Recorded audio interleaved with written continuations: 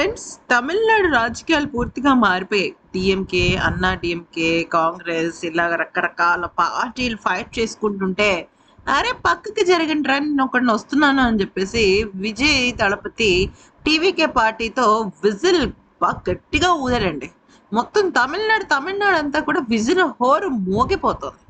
అయితే ఇక మన తమిళనాడుకి కొత్త చీఫ్ మినిస్టర్ ఎవరైనా ఉన్నారంటే అది దళపతి విజయనే.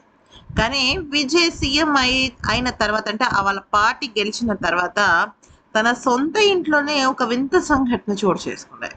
మనందరికీ తెలిసిన విషయం ఏంటి అంటే విజయ్కి ఈ పార్టీ పెట్టిన తర్వాత తన భార్య దగ్గర నుంచి ఎదురు దెబ్బ వచ్చింది.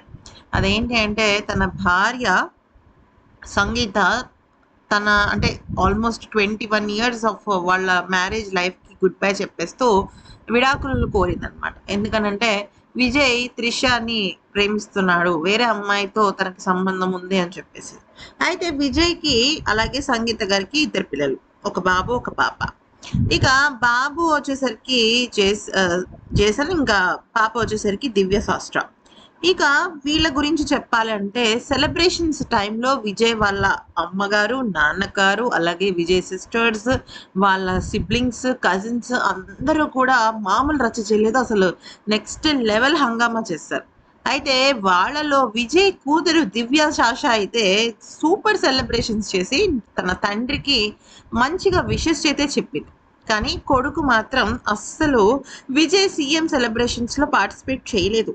ఎక్కడా కూడా విజయ్ కానీ తన మాజీ భార్య సంగీత కానీ కనిపించలేదు. కానీ తన కొడుకు మాత్రం తన తల్లి దగ్గరే ఉన్నట్టు తెలుస్తుంది. అయితే దీన్ని బట్టి మనకు ఒక విషయం అర్థమవుతుంది. తను సీఎం అయి ఉండొచ్చు, కానీ తన కొడుకు దగ్గర నుంచి తనకు వ్యతిరేకత ఉంది అని అర్థమవుతుంది. ఇది చూసిన చాలా మంది ఏమంటున్నారంటే ఇప్పుడు విజయ్ తర్వాత వారసుడు ఖచ్చితంగా తన కొడుకే అవుతాడు కదా, మరి తన కొడుకు ఇలా ఎదురు తిరిగితే ఎలాగా? పవన్ కళ్యాణ్ కొడుకు అఖిల నందన్ తన తల్లిని వదిలేసినప్పటికీ, అంటే వాళ్ళ తల్లికిను పవన్ కళ్యాణ్కి విడాకులు వచ్చినప్పటికీ కూడా తన తండ్రి తరఫునే ఉన్న అఖిల నందన్ తన తండ్రికి కుడి భుజంలా మారుతున్నాడు. మరి ఇక్కడ విజయ్ పరిస్థితి కూడా అంతే కదా, తన కొడుకే కదా నెక్స్ట్ వారసుడు అన్న ప్రశ్నలు రేవెత్తుతున్నాయి.